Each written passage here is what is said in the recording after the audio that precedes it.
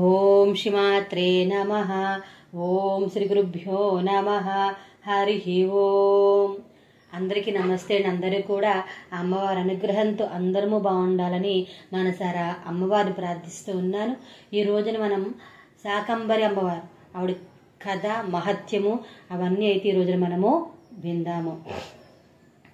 ఇతి సంప్రాప్తితాదేవి భువనేసి మహేశ్వరి అనంతాక్షిమయం రూపం దర్శయామాస పార్వతి. శ్రీ అఖిలాండకోటి బ్రహ్మాండ నాయకి నిరాకార రూపిణి త్రిగుణాత్మిక సచిదానంద స్వరూపిణి సమస్త లోకాలను కేవలం తన సంకల్ప మాత్రం చేత సృష్టించగలిగిన శక్తి స్వరూపిణి అయిన ఆ జగజ్జనని. కాటుక రంగును పోలిన నల్లని వర్ణంతో దివ్య ప్రభలను విరజిమ్మే తేజస్సుతో నీలి పద్మాల వంటి విశాలమైన కన్నులు శరీరమంతా కలిగినదై అనంతమైన అక్షరములతో అంటే కన్నులతో లోకాలన్నింటినీ పోషించే పెద్ద వక్షోజములతో మూర్తి భవించింది. ఒక చేతితో బాణము, రెండో చేతితో కమలము పట్టుకుంది. మూడో చేతితో సారవంతమైనవి, తినగానే పుష్టినిచ్చేవి, ఆకలి తీర్చేవి, బలహీనతలను నశింపజేసేవైన పుష్పములు అంటే పువ్వులు, మొలకలు, కందమూలాలు, కూరగాయలు, ఆకుకూరలు, రసము కలిగిన పండ్లు ధరించింది. నాలుగో చేతిలో ఒక మహాధనుసును ధరించి కనిపించింది. ప్రపంచంలో ఉన్న అందమంతా ఒక చోట చేర్చిన సరితూగని మహా సౌందర్యంతో అన్ని రకాల సౌందర్యాలను కలబోసిందా అన్నట్లు సర్వ సౌభాగ్య రాశి అయి ప్రేమ, కరుణ మొదలైన గుణాలను వ్యక్తపరుస్తూ సర్వజీవులను సన్మోహపరుస్తున్నట్లుగా ఉన్నది. ఆ దేవి యొక్క దివ్య స్వరూపము అది జగన్మోహన రూపము. ఆ రూప సందర్శనమే కామవాంఛలను పటాపంచలు చేస్తుంది. ఇక మన శాకంబరి దేవి కథ గురించి అయితే మనము విందాం. శాకంబరీదేవి కథ చాలా రహస్యమైంది. దేవి పురాణంలో 28వ సర్గంలో ఉన్న కథ మహామహిమాన్వితమైంది. ఈ కథను చాలా నమ్మకంతోనే వినాలని, ఎవరికి పడితే వారికి చెప్పకూడదని, అవతలి వాళ్ళ శ్రద్ధను గమనించి మాత్రమే చెప్పాలని నియమము. శాకంబరి అనగా శాకములను ధరించినది, కలిగినది అని. శాకములు అంటే కూరగాయలు. అలాగే శాకములకు ప్రాణశక్తినిచ్చేది, శాకములకు మూలమైనది అని. బరి అనగా వేరు అని. శాకంబరి అనగా పచ్చదనానికి ప్రతీక. పచ్చటి ప్రకృతి ఆమె యొక్క సాకార రూపం. ఈ కథ వేదవ్యాస మహర్షితే చెప్పబడింది. వేదవ్యాస మహర్షి విఘ్నస్వరూపం, చిరంజీవి. ఇప్పటికీ బద్రి అంటే ఒకనాటి బద్రికాశ్రమం సశరీరంతో ఉన్నారు. పుణ్యాత్ములకు చాలా అరుదుగా దర్శనమిస్తారాయన. అపర శివావతారం. ఆది శంకరాచార్యులకు కాశీలో దర్శనమిచ్చి వాదించి వారి జీవిత కాలాన్ని 16 నుండి 36 సంవత్సరాలకు పెంచిన మహాపురుషుడు ఆయన.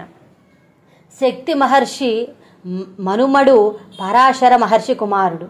ఘనరూపమైన వేదాన్ని 4 వేదాలుగా విభజించి వ్యాసంగా ఉన్న వేదాన్ని విభజించాడు. కనుక వేదవ్యాసుడని పేరు తెచ్చుకుని అనేకానేక ఉపనిషత్తులు వ్రాసి 18 మహాపురాణాలు, ఉపపురాణాలు రచించారు. మహాభారత కావ్యాన్ని చెప్తూ వినాయకుని చేత వ్రాయించిన మహానుభావుడు. సనాతన హిందూ ధర్మానికి మూల స్తంభాలైన భగవద్గీత, బ్రహ్మసూత్రాలు, కర్మ సిద్ధాంతం, ప్రస్థానత్రయం అన్ని మనకు అందించినవారు. కేవలం హిందూ ధర్మంలోనే గాక బౌద్ధము, సిక్కులకు కూడా పూజనీయుడైన వ్యాసుడు అంటే ఒక బెస్త అంటే చేపలు పట్టే వాళ్ళు స్త్రీకి జన్మించినవారు. ఒకనాడు దుర్గమాసుడనే ఒక రాక్షసుడు బ్రహ్మదేవుని కోసం కొన్ని వందల సంవత్సరాలు తపస్సు చేశాడు. బ్రహ్మప్రీతి పొంది ప్రత్యక్షం అయ్యి వరం కోరుకోమనగా వేదాలను అందరూ మర్చిపోవాలని, వేద జ్ఞానమంతా తనకే రావాలని వరం అడిగాడు. సరే అన్నాడు బ్రహ్మ. ఇలా చేయడం మూలంగా దేవతలను ఓడించాలని వాడి ఆలోచన. అతి తక్కువ కాలంలోనే అందరూ వేదాలను మర్చిపోయారు. వేదోఖిలం మూలం జగత్ అని వాక్యం. అంటే వేదమే అన్నింటికీ మూలమని, అందువల్ల 4 వర్ణాల వారు వారి వారి పనులు మర్చిపోయారు. వ్యవసాయము చేయట్లేదు, దేశ రక్షణ, వ్యాపారము, పూజలు, మంత్రాదులు కూడా అదే పరిస్థితి. దుర్గమాసుర సైన్యం విజృంభించింది. యజ్ఞయాగాదులు లేక దేవతలకు అభిస్సులు లేదు. తత్ఫలితంగా వర్షాలు కూడా కురవటం లేదు. ప్రపంచమంతా కరువు సంభవించింది. మృత్యుదేవత విలయ తాండవం చేస్తుంది. పశుపక్షాదులు, వృక్ష సంపదను నాశనం అవ్వడం పరిపాటి అయింది. దేవతల శక్తి క్షీణించడం జరిగింది. దుర్గమాసురుడు ఇంద్ర పదవిని లాక్కుని స్వర్గాన్ని ఆక్రమించాడు. ప్రజల బాధను తీర్చలేక క్షత్రియులు రాజ్యాన్ని వదిలేశారు. లోకమంతటా ఆహాకారాలు మిన్నమింటాయి. అది చూసిన ఋషులు చలించిపోయారు. ఋషులు, మునులు, తాపసులు, సిద్ధులు అందరూ జీవకోటి ఆకలి తీర్చాలని ఉన్న తమకు ఏమీ గుర్తురాక బాధపడ్డారు. చివరకు ఋషులు అందరూ సుమేరు పర్వతం గుహల్లోకి వెళ్ళి ఆ జగన్మాతను అమ్మా అమ్మా వేడుకున్నారు. వారి పలుకులను ఆ తల్లి విని వారి ఎదుట ప్రత్యక్షమయ్యింది. నీలివర్ణంతో, అనేకమైన కళ్ళతో, శతాక్షి అనే నామంతో, చతుర్భుజములతో కనిపించింది.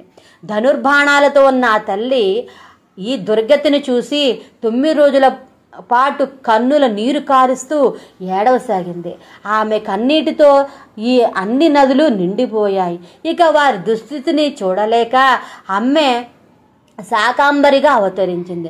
అమ్మ శరీర భాగాలుగా కూరలను, పండ్లను, గింజలను, గడ్డి మొదలైనవి ఉండగా తన శరీర భాగాలను, శాకములను అన్ని జీవాలకు, ప్రజలకు ఆకలి వెంటనే తీర్చడానికి అమ్మవారు అమితమైన దయతో శాకంబరి మాతగా వివిధమైన కాయగూరలు, పళ్లతో సహా ఒక పెద్ద చెట్టులాగా దర్శనమిచ్చింది. ప్రజలంతా ఆ కూరగాయలు, పళ్ళు తిని ప్రాణాలు నిలుపుకున్నారు. ఎన్ని కోసుకున్నా ఇంకా తరిగిన సంపద వచ్చింది ఆ అమ్మవారు. ఆవిడ అపరిమితమైన కరుణా కటాక్షాలకు ప్రతీకయే ఈ శాకంబరి అవతారం. పార్వతీదేవి దుర్గగా తన నుండి విజృంభించిన కాళిక, భైరవి, శాంభవి, త్రిపుర మొదలైన 32 శక్తులతో, దుర్గమాసురునితో, రాక్షస సైన్యాలతో 9 రోజుల పాటు యుద్ధం చేసి చివరకు దుర్గమాసురుని సంహరించింది. తదనంతరం దేవతలు, బ్రాహ్మణులు తిరిగి వేద పఠనం కొనసాగించారు. అప్పటి నుండి ఆషాఢ ద్వాదశి నుండి 10 రోజుల వరకు అమ్మవార్లకు అన్ని రసముల, పండ్లు, కూరగాయల ఆకులతో, శాకంబరి అలంకారాలతో పూజలు చేయడం ఆనవాయితీగా వస్తుంది. ఇక అమ్మవారి కథ అయితే విన్నాం కదా. అమ్మవారి మహత్యం గురించి అయితే మనము విందాము. వ్యాస ఉవాచ. శాకంబరి మహత్యము 1. ఓ రాజా, నువ్వు దేవీ భక్తుడు, అందువల్ల నీకు ప్రత్యేకంగా పరమేశ్వరి గురించి చెప్పనవసరం లేదు. నేను శతాక్షిదేవి గురించి చెప్పాను విను అంటూ వ్యాస మహర్షి ప్రారంభించారు. పూర్వము దుర్గమునుడనే మహాక్రూరుడైన అసురుడు, దానవుడు ఉండేవాడు. హిరణ్యాక్ష వంశంలో జన్మించాడు. రురు చక్రవర్తికి యొక్క కొడుకు. చాలా శక్తివంతుడు, భయానకుడు. వేదం చెప్పినట్లుగా వేద మంత్రాలతో చేసిన యజ్ఞ భాగాన్ని దేవతలు గ్రహించి శక్తివంతులవుతారు. శక్తివంతమైన దేవతలు జనుల యొక్క కోరికలను సిద్ధింపచేస్తారు. దేవతలకు బలం వేదం. దేవతలను నాశనం చేయాలంటే, దేవతలను ఓడించాలంటే వేదాలను వశం చేసుకోవాలి. అప్పుడు దేవతల వల్లే శక్తిని పొందవచ్చు. అందులో సందేహం ఎంత మాత్రమూ లేదు అనే ఆలోచన వాడి మనసులో కలిగింది. ఈ ఆలోచన రాగానే హిమాలయాలకు వెళ్ళి బ్రహ్మదేవుడి గురించి ఘోర తపస్సు ప్రారంభించాడు. కేవలం గాలిని మాత్రమే తీసుకుంటూ ఏ ఇతర ఆహార పదార్థం తీసుకోకుండా 1000 సంవత్సరాలు తీవ్రంగా తపస్సు చేశాడు. దుర్గముడి తపస్సు నుంచి పుట్టిన తేజస్సుతో కూడిన తాపం అంటే వేడి దేవ దానవలోకాలను తప్పింపజేసింది. దుర్గమాసురుడి తపస్సుకు మెచ్చిన బ్రహ్మదేవుడు వికసించిన తామర పువ్వు వంటి ప్రసన్నమైన వదనంతో వరం ప్రసాదించడానికి హంసవాహనం మీద ప్రత్యక్షమయ్యాడు బ్రహ్మదేవుడు. చిన్నగా తన కన్నులు తెరిచి తీవ్రమైన ధ్యానంలో ఉన్న దుర్గమాసురుడి వంక చూసి, నీకు ఏం వరం కావాలో కోరుకో, నీ మనసులో ఉన్నది నీకు సిద్ధించుగాక, నీవు అన్ని శుభాలే పలుకుగాక అన్నాడు. నేను నీ తీవ్రమైన తపస్సుకు మెచ్చి నీకు వరం ఇవ్వడానికి వచ్చాను అన్నారు. అది విన్న దుర్గముడు తన సమాధి అంటే ధ్యానం నుంచి మేలుకొని బ్రహ్మను స్తుతించాడు. తరువాత తాను భావించినట్టుగానే, ఓ సురేశ్వర, వేదాలన్నీ నా దగ్గర ఉండాలి. 3 లోకాల్లో ఋషులు బ్రాహ్మణులు దగ్గర ఉన్న వేద మంత్రాలు నా ఆధీనంలో ఉండాలి. ఓ మహేశ్వర, నాకు దేవతలను ఓడించగలిగే శక్తి కావాలి అని పలికాడు. బ్రహ్మదేవుడు తదాస్తు అని పలికి సత్యలోకానికి వెళ్ళిపోయాడు. దుర్గముడికి బ్రహ్మ ఇచ్చిన వరప్రభావం చేత బ్రాహ్మణులు వేదాలను మర్చిపోయారు. బ్రాహ్మణులే అన్ని వర్ణాల వారికి విహిత కర్మలను, వేదోక్త ధర్మాన్ని ప్రవర్తించాలి. అందరినీ నడిపించవలసిన బ్రాహ్మణులే వేదాలు మర్చిపోవడంతో మిగతా అన్ని వర్ణాల వారు కూడా ధార్మిక జీవనానికి దూరమయ్యారు. ఫలితంగా స్నానము, సంధ్యావందనము, నిత్యాగ్నిహోత్రము, శ్రాద్ధ కర్మలు, యజ్ఞాలు, జపాలు అన్ని భూమి మీద నుంచి మాయమైపోయాయి. దీంతో కరువు ఏర్పడింది. భూగోళం మొత్తం రోదనలు, ఆహాకారాలు, ఆర్తనాదాలతో నిండిపోయింది. ఇది ఎలా జరిగింది అని బ్రాహ్మణులు పరస్పరం ప్రశ్నించుకోసాగారు. వేదం లేనివాడు మాకు విధింపబడిన కర్మలను మేము ఏ విధంగా ఆచరించాలి అని విచారించసాగారు. తర్వాత 2వ అధ్యాయం గురించి అయితే విందాం. యజ్ఞంలో వేయబడిన హవిస్సును స్వీకరించిన దేవతలు శక్తిని పొంది జనుల యొక్క కోరికలను తీరుస్తారు. యజ్ఞాలు ఆగిపోవడం చేత నిర్జరులైన ముసలితనం అంటూ లేనివాళ్లు, దేవతలు బలహీనులు, వృద్ధులుగా మారిపోయారు. దాంతో దేవతల యొక్క రాజధాని అయిన అమరావతి మీద దైత్యులు అంటే రాక్షసులు దాడి చేశారు. హవిస్సు లేక బలహీనులైన దేవతలు వజ్రం వంటి దృఢమైన శరీరం గల రాక్షసులతో యుద్ధం చేయలేకపోయారు. ఫలితంగా దైత్యులు అమరావతిని స్వాధీనపరుచుకుని దేవతలను వెళ్లగొట్టారు. దేవతలందరూ రాక్షసులు చేరుకోవడానికి కష్టతరమైన మేరు సుమేరు పర్వత గుహల్లోకి చేరుకొని ఆదిశక్తి మీద మనసు నిలిపి అచంచలమైన ఉత్కృష్టమైన భక్తితో ధ్యానంలో మునిగిపోయారు. చాలా మంది ఇక్కడ ఒక సందేహం వస్తుంది. దుర్గాముసుడు వేదాలను పొందడం వల్ల లోకంలో క్షామం అంటే కరువు ఏర్పడడం ఏమిటి? సర్వశక్తిమంతులు కోరిన కోరికలను తీర్చే దేవతలు యజ్ఞాలు చేయకపోవడం వల్ల శక్తిహీనుడవడం ఏమిటి? యజ్ఞ హవిస్సు లేక శక్తిహీనులైన దేవతలను అమరావతి నుంచి తరిమేయడం ఏమిటి అని చాలా మందికి అనిపిస్తుంది. కథలో ముందుకు వెళ్తే ముందు ఈ సందేహాలు క్లుప్తంగా నివృత్తి చేసుకునే ప్రయత్నము చేద్దాం. సనాతన ధర్మంలో దేవతలకు పరమాత్మకు అంటే పరబ్రహ్మకి తేడా ఉంది. ఇంద్రుడు, అగ్ని, వాయువు, వరుడు మొదలైన అష్టవసులు, ఏకాదశ రుద్రులు, ద్వాదశ ఆదిత్యులు మొదలైన వారు దేవతలు. శివ, విష్ణు, పార్వతి, లక్ష్మి, గణపతి, వెంకటేశ్వర స్వామి మొదలైన వారు పరబ్రహ్మం యొక్క ప్రతిబింబాలు. దేవతలు కూడా మన వంటి వారి పుణ్యకర్మ చేయడం వల్ల వారికి దేవతా జన్మ వచ్చింది. పుణ్యం సుఖంగా రూపాంతరించింది, సంతోషం అనుభవిస్తారు. సుఖం అనుభవించగానే పుణ్యం క్షీణిస్తుంది. అలా పుణ్యం క్షీణించిన ఇంద్రాది దేవతలు తిరిగి భూలోకంలో పుడతారు. కానీ పరబ్రహ్మం వీటికి అతీతుడు. ఆయన అన్నింటికీ సాక్షి, ద్రష్ట, సర్వ అంతర్యామి. పరమాత్మ సర్వశక్తివంతుడు, నిత్య పుష్టుడు, శాశ్వతుడు. దేవతలు ప్రకృతి శక్తులు, ప్రకృతిలో అంతర్యామిగా ఉంటూ మానవాభివృద్ధికి కారణమవుతూ ఉంటారు. ప్రకృతిలో ఉండే విద్యుత్ శక్తి ఇంద్రుడు. మిత్రావరుణులు ఆక్సిజన్, హైడ్రోజన్ అణువులు. ఇంద్ర, మిత్ర, అగ్ని, వరుణ అనేవి నానార్థాలు కలిగిన పేర్లు. వీటికి అనేక కోణాల్లో అనేక అర్థాలు ఉన్నాయి. సృష్టి ఆదిలో పరమాత్ముడు మనుష్యులను, దేవతలను వీరితో పాటు యజ్ఞాన్ని సృష్టించాడు. మానవులు, దేవతలు ఒకరి మీద ఒకరు పరస్పరం ఆధారపడి ఉండేలా మనుషులు చేసిన యజ్ఞం యొక్క హవిస్సును, యజ్ఞంలో వేయబడిన ఆహుతులను హవిస్సు అంటారు. దేవతలు స్వీకరించి శక్తివంతులయ్యేలా శక్తివంతమైన దేవతలు మనుషులు కోరికలు తీర్చాలని, కోరికలు తీరడంతో సంతుష్టులైన మానవులు తిరిగి యజ్ఞాలు చేయాలని పరమాత్మ శాసనం చేశారు. భగవద్గీతలో ఈ విషయమే కృష్ణ పరమాత్మ చెప్పారు. ఈ దేవతలను శక్తివంతం చేస్తుంది. నిత్యాగ్నిహోత్రం. ఈ నిత్యాగ్నిహోత్రం అన్ని వర్ణాల వారు చెయ్యాలి. ఇందులో ఎవరికి మినహాయింపు లేదు. హోమం, యజ్ఞం మొదలైనవి కాలుష్యాన్ని తగ్గిస్తాయని మన గ్రంథాలు చెప్తూ ఉన్నాయి. ఆధునిక పరిశోధనలు చెప్తూ ఉన్నాయి. అగ్నిహోత్రం చేయడం చేత ఆరోగ్యం సంతరించడంతో పాటు మన చుట్టూ ఉన్న కాలుష్యాన్ని తగ్గించిన వారం అవుతాం. వీటికి తోడు యజ్ఞం పర్యావరణంలో సమతుల్యాన్ని సృష్టిస్తుంది.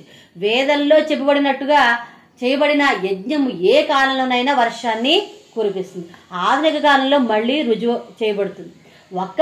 ఇక వేదం మాత్రం విషయానికి చూద్దాం మనం మంత్రం శబ్దమే అయినా దీనికి ఒక రూపం ఉంటుంది. మంత్రం చదివేటప్పుడు కొన్ని తరంగాలు ఉద్భవిస్తాయి.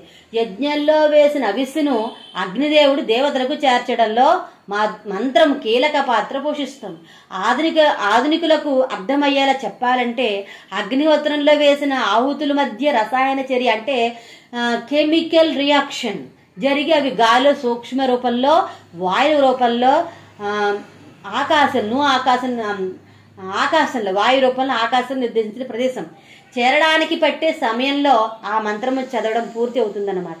ఒక్కో రకమైన యజ్ఞంలో ఒక్కొక్క రకమైన ఛందస్సుతో కూడిన మంత్రాలు చదువుతారు. ఆ మంత్రం పఠనానికి పట్టే సమయంలో ఈ హవిస్సును వాయు రూపంలో అతి వేగంగా ఆయా ప్రదేశాలకు చేరుతుంది.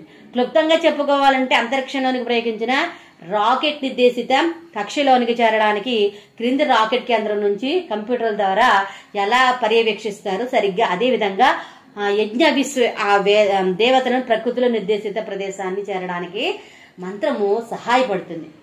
ఇది దైవికంగా చేసినప్పుడు యజ్ఞం దేవతలకు శక్తినిస్తే, సైన్స్ పరంగా చూసినప్పుడు పర్యావరణంలో సమతుల్యాన్ని ఏర్పరుస్తుంది. మనిషి యొక్క మానసిక శారీరక స్థితులను బట్టి చెప్పవలసి వస్తే యజ్ఞం శరీరంలో ఉన్న రాక్షసులను, రోగాలను తరిమివేస్తుంది అనమాట. మద్యపానం, ధూమపానం, సిగరెట్ ఇలాంటివి అనమాట మొదలైన వాటికి బాగా అలవాటు పడినవారు ఈ రోజు అగ్నిహోత్రం చేయడం చేత అతి తొందరగా ఈ దురలవాట్లను మానివేసేటట్లు ఆధునిక పరిశోధనలు చెప్తూ ఉన్నాయి. ఇప్పుడు గమనిస్తే దుర్గామసురుడు కోరిన వరప్రభావం చేత యజ్ఞయాగాదులు నిలిచిపోయాయి. ఫలితంగా పర్యావరణం కాలుష్యమైంది. పర్యావరణ సమతుల్యం దెబ్బతింది. అవిసు లేక దేవతలు శక్తిహీనులు అయిపోయారు. వర్షాలు కురవడం ఆగిపోయాయి. పర్యావరణం దెబ్బతింటే కలుషిత పదార్థాలు పెరిగిపోతాయి. అవి ఓజోన్ పొర నాశనానికి, భూతాపము పెరగడానికి కారణమవుతాయి. భూతాపం పెరిగితే ఋతువులు క్రమం అస్తవ్యస్తం అవుతుంది. అతివృష్టి, అనావృష్టి ఏర్పడుతుంది. సమయం కాని సమయంలో వర్షాలు పడతాయి. ఫలితంగా వ్యవసాయం దెబ్బతింటుంది. ఆకలి పెరుగుతుంది. కాలుష్యం, భూతాపం కొత్త రోగాలను పుట్టిస్తుంది. దాంతో ప్రపంచమంతా ఆహాకారాలు వినిపిస్తాయి. ఇక అసురులు అమరావతిని స్వాధీనపరచుకోవడం కూడా చూస్తే దేవతలు మానవ మనస్సుపై ప్రభావం చూపిస్తారు. మంత్రపఠనం, అగ్నిహోత్రం ఇందులో కీలక పాత్ర పోషిస్తాయి.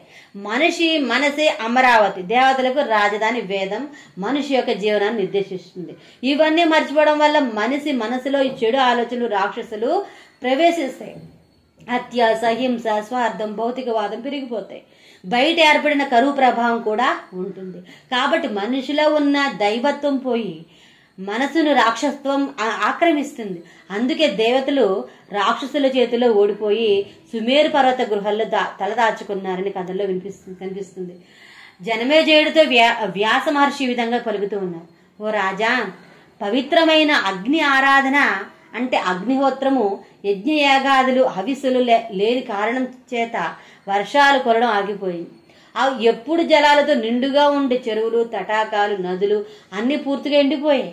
భూగోళం మీద త్రాగడానికి చొక్క నీరు కూడా లేదు. భూమి మొత్తం ఎండిపోయింది. ఈ పరిస్థితిని 100 సంవత్సరాల పాటు కొనసాగింది. కరువు కారణంగా జనులు, జంతువులు, ఆవులు, గేదెలు ఒకటేమిటి అన్ని జీవరాశులు చాలా వరకు మరణించాయి. వేదము వైదిక క్రియలు మర్చిపోయిన కారణం చేత చనిపోయిన శవాలకు దహన సంస్కారం నిలిచిపోయింది. ప్రపంచంలో ఎక్కడిసిన అందరిళ్లలో శవాలు గుట్టలు గుట్టలుగా పెరిగిపోతూ ఉన్నాయి. వేదమే సమస్త కర్మలకు మూలం. చెప్పులు కుట్టడం నుంచి యజ్ఞం వరకు, రాకెట్ తయారీ, అణుబాంబు తయారీ వరకు అన్నింటికీ వేదమే మూలం.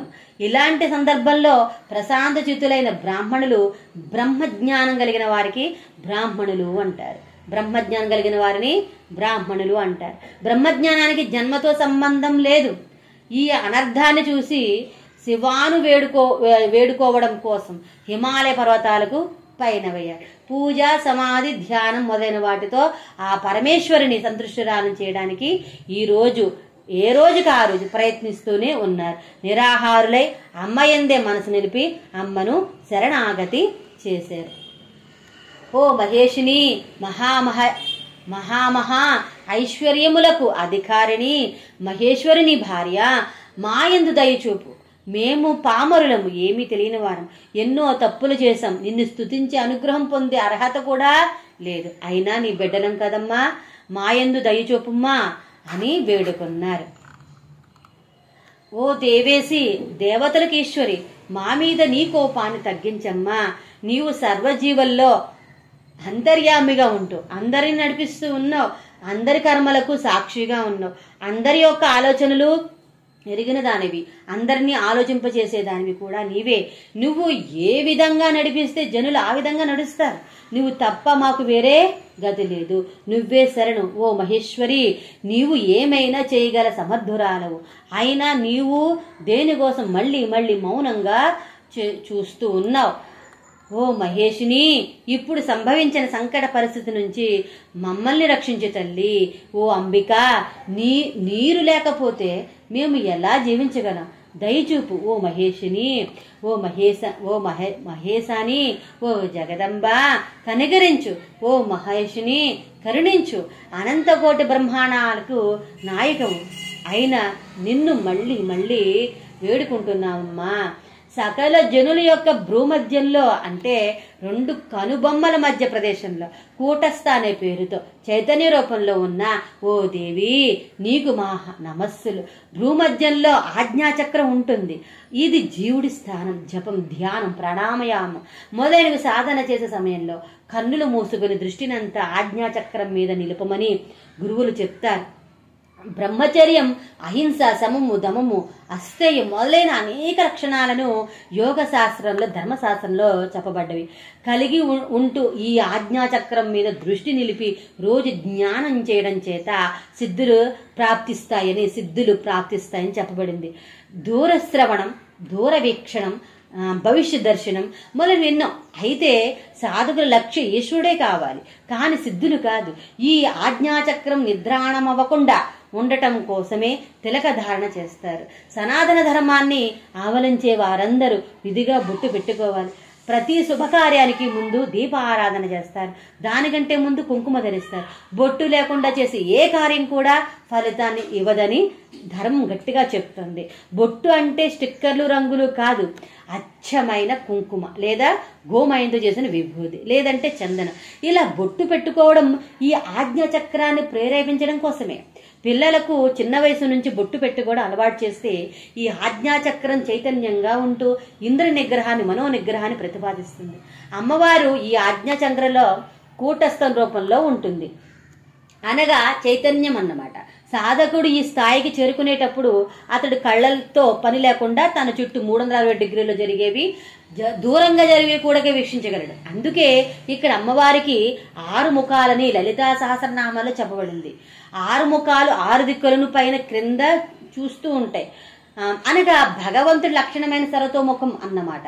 చిత్ అంటే చైతన్యము, కదలిక, సర్వజీవుల్లో చైతన్యం రూపంలో వ్యక్తమవుతూ ఉన్న తల్లే అమ్మవారు. చిద్రూపిణిగా పరిపూర్ణమైన చైతన్యంగా నిత్యం వెలుగొందుతూ ఉండే నీకు నమస్సులు. వేదాంతాల ద్వారా తెలిపడేదానివి నీవు. సకల భువనాలకు ఈశ్వరి అయినా నీకు నా నమస్కారాలు.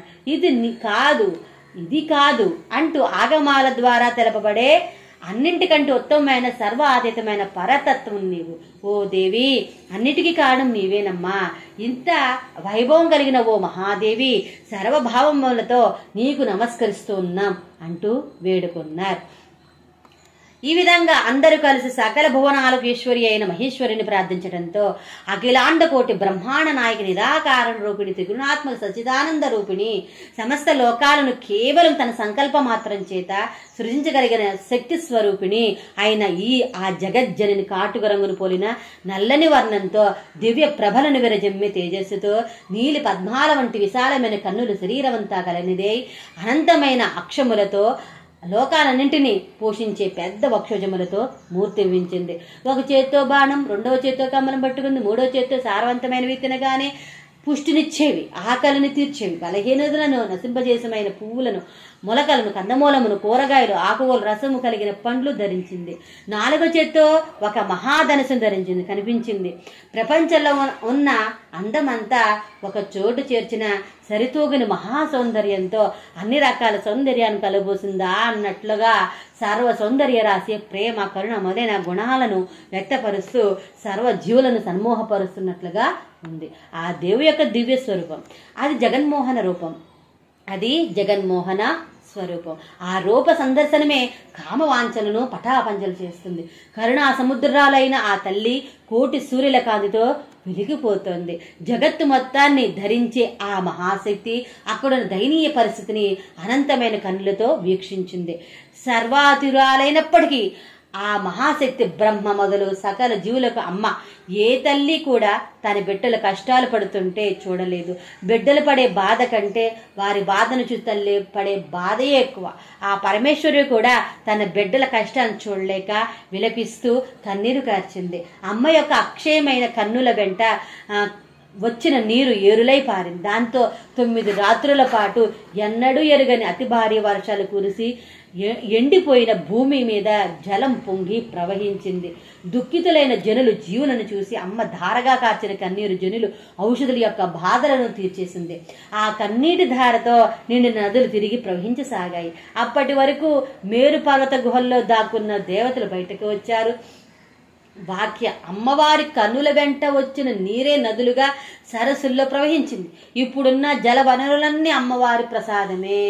అదంతా ఆవిడ మన కోసమే ప్రేమతో కార్చిన కన్నీరే. అటువంటి జలాన్ని మనం ఎంతో జాగ్రత్తగా ఉపయోగించుకోవాలి, ప్రసాదంగా భావించాలి. నీటిని వృధా చేయకూడదు, జల వనరులను కలుషితం చేయకూడదు. అప్పుడు అమ్మవారి అనుగ్రహం కలుగుతుంది. అలా కాకుండా నీటిని వృధా చేస్తూ జలను కలుషితం చేస్తుంటుంటే ఎన్ని పూజలు చేసిన అమ్మ అనుగ్రహం ఎలా కలుగుతుంది? పైగా అమ్మవారిని అవమానించినంత పాపం మనకి వస్తుంది. బ్రాహ్మణులతో కలిసి దేవతలు కూడా అమ్మను స్తుతించసాగారు. వేదాంతము ద్వారా తెలియబడే దానివి, సాక్షాత్తు పరబ్రహ్మవి అయిన నీకు నా వందనాలు. సకల జగత్తును నీ మాయ చేత సృష్టిస్తావు. భక్తుల పాలిటి కల్పవల్లివి, కల్పవృక్షానివి, కోరిన కోరికలు తీర్చేదాన్ని. భక్తుల కోసమే నీవు ఒక రూపాన్ని ధరిస్తావు, పొందుతావు. అటువంటి నీకు శిరస్సు వంచి నమస్కరిస్తున్నాం తల్లి. నిత్యం అనంతమైన తృప్తితో ఉండేదానివి, ఎవరితోనూ పోల్చదగిన దానివి కావు. సమస్త భువనాలకు ఈశ్వరి పైన నీకు మా నమస్కారాలు. సహస్ర కన్నులు కలిగిన రూపంతో వ్యక్తమై లోకాలకు శాంతిని పంచావు. అందువల్ల నీవు శతాక్షరి దేవిగా పిలువబడతావు. ఆకలితో పీడమబడుతున్న మాకు ఇంకా నిన్ను స్తుతిస్తే శక్తి లేదు తల్లి. అమ్మ మా యందు కృప చూపించి వేదమును తిరిగి మాకు ప్రసాదించు అని దేవతలు జనులు మహేశ్వరుని వేడుకున్నారు. వ్యాసుడు జనమేజయుడితో, ఓ రాజా, ఈ మాటలు వినగానే అమ్మ తన చేతిలో ధరించిన రుచికరమైన కూరగాయలు, పండ్లను జనులు ఇచ్చింది. ఆ పరమేశ్వరి బ్రహ్మదేవుడు మొదలు చిన్న కీటకముల వరకు అందరికీ తల్లి కదా. అందువల్ల జనులతో పాటు ఇతర జీవుల ఆకలిని కూడా తీర్చింది. జంతువులకు, పక్షులకు వాటికి సరిపడా ఆహారాలను అందించింది అమ్మవారు. ప్రార్థనలు చేయగానే కరుణించి మంచి రసకరమైన పుష్టికరమైన కూరగాయలను, పండ్లు అందరికీ ప్రసాదించింది అమ్మవారు. కనుక ఆ రోజు నుంచి శాకంబరి అనే పేరుతో ప్రపంచంలో ప్రసిద్ధి పొందింది. శాకంబరి దేవి ఆహారానికి, ప్రకృతికి ప్రతిరూపం. శాకములంటే కూరలని అర్థం. శాకంబరి హరిత జీవనానికి ప్రతీక.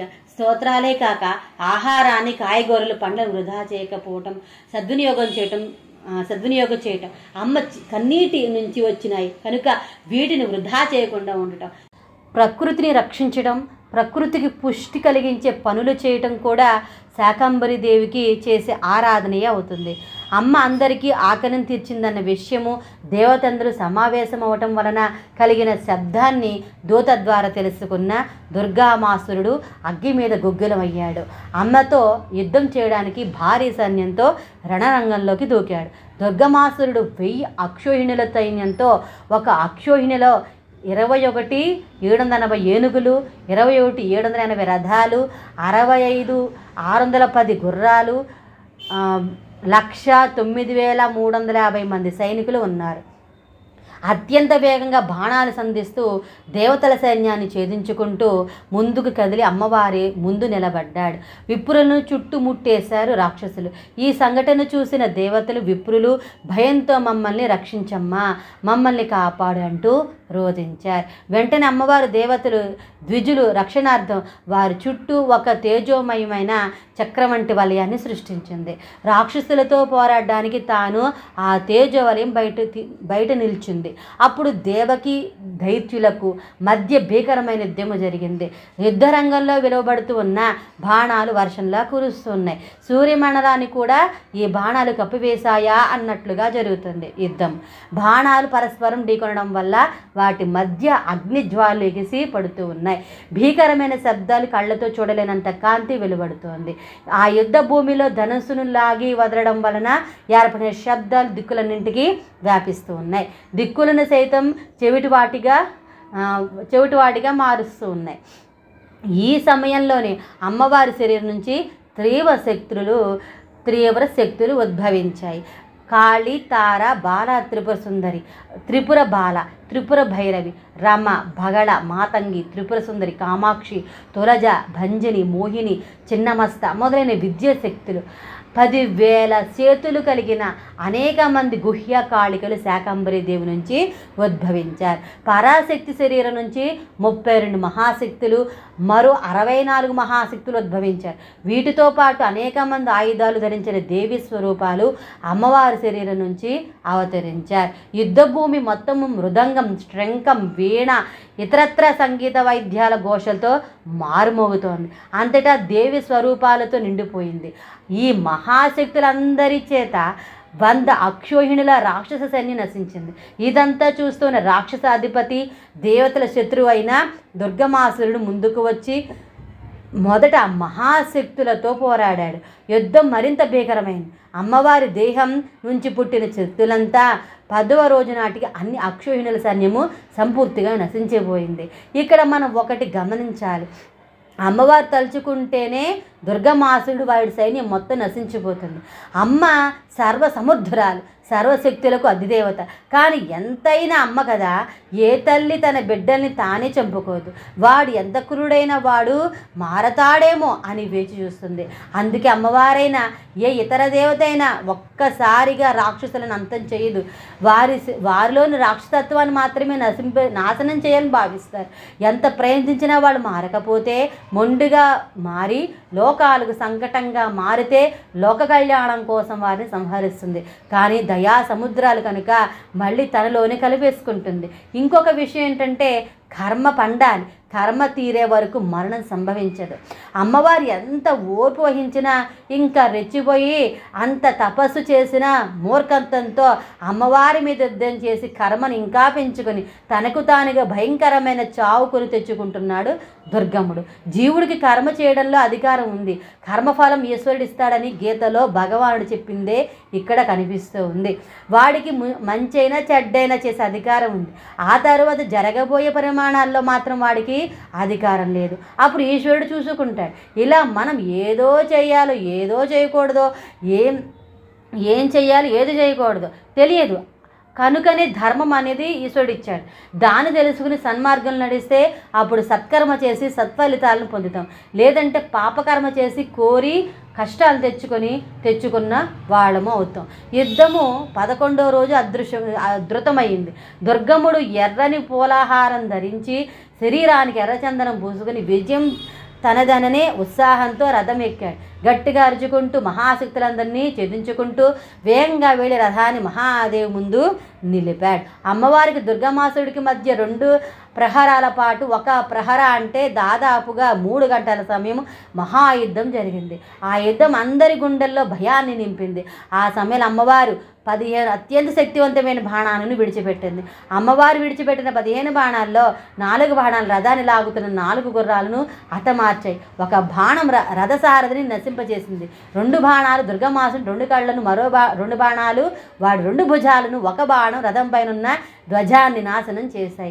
జగదంబ చేత విడిచిపెట్టబడిన మిగిలిన 5 ఆ దుర్గమాసుడు హృదయంలోనికి చొచ్చుకొని పోయాయి. వెంటనే దుర్గముడు రక్తం కక్కుకొని చచ్చిపోయాడు. వాడి దేహం నుంచి జ్యోతిర్స్వరూపంలో ఆత్మ బయటకు వచ్చి అమ్మవారిలో కలిసిపోయింది. శక్తివంతమైన రాక్షసుడు మరణించడంతో 3 లోకాల్లోనూ శాంతి నెలకొంది. బ్రహ్మ, ఇతర దేవతలు, సర్వలోకాలకు అధిష్టాత్రి అయిన అమ్మవారి ముందు నిలబడి భావావేశంతో, భక్తి పారవస్యంతో, దద్దత స్వరంతో అమ్మవారిని స్తుతించారు. ఓ పరమేశ్వరి, ఈ జగత్తు యొక్క ఆది అంతాలకు కారణం నీవే శాకంబరివి, అక్షయమైన కన్నులు గలదానివి, సకల ఉపనిషత్తులు చేత కీర్తింపబడిన దివ్యత్వానివి, దుర్గమాసుర సంహారిణివి, సకల శుభాలకు ఈశ్వరివి, పంచకోశములు లోపల ఉండే తత్వాన్ని నీవు. అటువంటి నీకు మా నమస్కారములు. ఈ సృష్టిలో ప్రతిదీ నిత్యం మార్పునకు లోనవుతూనే ఉంటుంది. కానీ నీవు ఈ స్థితికి అతీతమైన దానివి, చైతన్య తత్వానివి, ఈ మునీశ్వరుల చేత ధ్యానింపబడేదానివి, ప్రణవ ఓంకార స్వరూపినివి, సకల భువనాలకు ఈశ్వరి పైన నిన్నే కీర్తిస్తున్నాం. ఎన్నో కోట్ల బ్రహ్మాండాలకు అమ్మవు, చిన్మయ స్వరూపిణివి, బ్రహ్మ విష్ణు మొదలైన వాళ్ళందరికీ తల్లివి. వారందరూ సర్వభావములతో నీకు పాదాభివందనం చేస్తారు. అత్యంత దీనులు, బలహీనులైన మా బాధలను చూసి అన్నింటికి అతీతమైన నీవు శతాక్షిదేవిగా దయాస్వరూపిణివై రోధించావు. మా కష్టాలను తీర్చావు. నీవు తప్ప అటువంటి పని ఇంకెవ్వరు చేయగలరు తల్లి. ఈ విధంగా స్తుతిస్తూ బ్రహ్మ విష్ణు మొదలైన దేవతలు అమ్మను వివిధ ద్రవ్యాలతో పూజించి ఆరాధించారు. వెంటనే అమ్మ సంతృష్టురాలైంది, వేదాలను తిరిగి తెచ్చిచ్చింది. వెంటనే మధురమైన స్వరంతో అందరినీ, ముఖ్యంగా బ్రాహ్మణుని ఉద్దేశించి ఈ విధంగా పలికింది. వేదాలు నా శరీరంలో ముఖ్యమైన భాగాలు కాబట్టి వేదం విషయంలో చాలా జాగ్రత్తగా తీసుకోండి. వేదం లేకపోతే ఎటువంటి కష్ట నష్టాలు, ఉపద్రవాలు వస్తాయో మీరు చూశారు. నన్నే నిత్యము పూజించండి, నిత్యం నా సేవ చేయండి. మీకు శుభాలు కలగడానికి ఇంతకంటే వేరే మార్గం లేదు. అత్యుత్తమైన ఈ మహత్యాన్ని నిత్యం చదవండి. నేను ప్రసన్నురాలవుతాను. మీకు ఉన్న ఆపదలు, భవిష్యత్తులో రాగబోయే ఉపద్రవాలు మొత్తం ఈ విధంగా తీసేస్తాను. దుర్గమాసుల సంహారం చేత నేను పొందిన దుర్గానామాన్ని అక్షయమైన కన్నులతో సాక్షాత్కరించాను కనుక నేను పొందిన శతాక్షి అనే నామాన్ని నిత్యం ఎవరు స్మరిస్తారో వారు నా మాయ నుంచి విముక్తులై పరమపదాన్ని నడుస్తారు. నేనే నడిపిస్తాను. ఈ సమయంలో నేను నా అసలు తత్వం మీతో ఇంకేమీ చెప్పగలను. అనేక తత్వాల సారం నేనే అన్నింటి వెనుక ఉన్న అసలు తత్వాన్ని. అందరినీ అన్నింటినీ నడిపించే దానిని నేనే.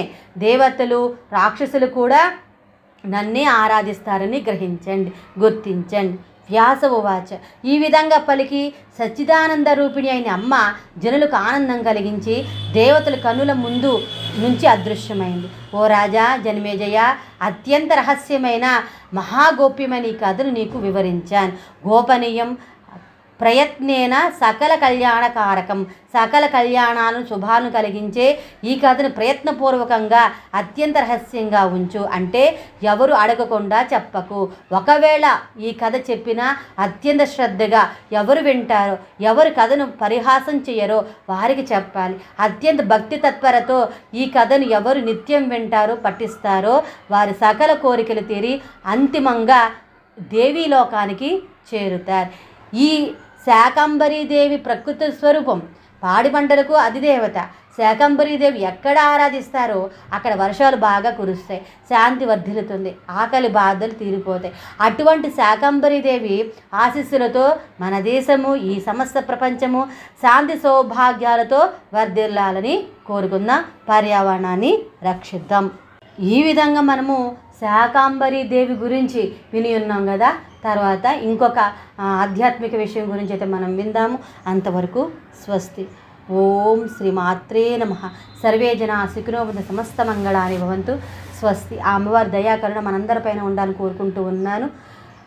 ఓం శ్రీమాత్రే నమః. నేను చెప్పింది కనుక మీకు నచ్చితే లైక్ చేయండి, షేర్ చేయండి, మీ కమెంట్లు తెలపండి. మన ఛానల్ అయితే సబ్స్క్రైబ్ చేసుకుని పక్కన ఉన్న బెల్ ఐకాన్ లాల్లో పెట్టుకోండి. నేను ఎప్పుడు వీడియో అప్లోడ్ చేసినా మీ మొబైల్కి నోటిఫికేషన్ అనేది వస్తుంది.